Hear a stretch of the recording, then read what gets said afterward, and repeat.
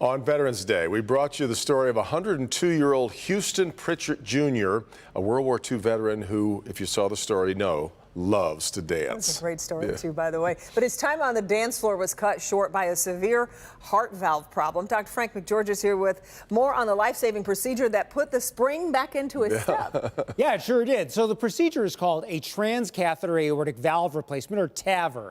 Now, when this was first developed, it was an option of last resort, done in only the sickest people. But over time, it's actually become the preferred treatment for aortic stenosis, which, according to the American Heart Association, affects 20% of people over 65. People like 102-year-old Houston Pritchett. I started dancing with a fella called Fast Freddy. And Mr. Pritchett kept on dancing until he was sidelined by heart failure brought on by a critical narrowing of his aortic valve. The aortic valve is one of the two valves on the left side of the heart that sits right here, and it lets blood out of the heart.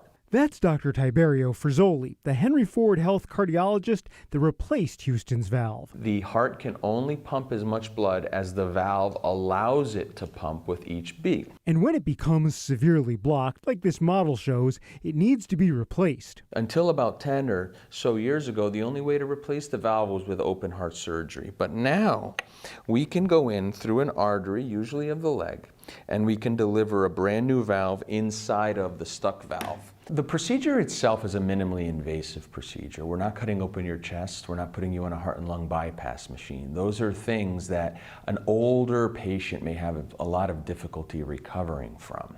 We are using anesthesia, but as has become the trend across the country, and we were very early adopters of this, we use very mild conscious sedation. The patient's actually awake. And now, with a new valve at 102, Mr. Pritchett is back on the mend. Just like you're doing, nice and slow. Nice and slow. So when we exercise, and the purpose...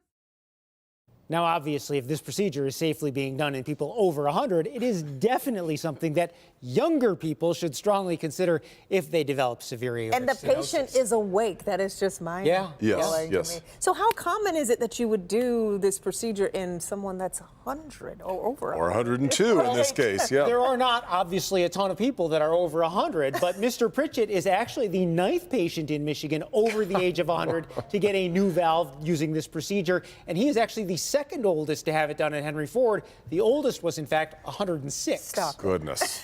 And if you saw the story, he's waiting for his next appointment to ask the doctor if he can get back to Stop dancing. dancing again. He's waiting for the green light. Like Amazing you said, stuff. he tears it up on the dance floor. I know it, That's yeah. great. Great story, Doc.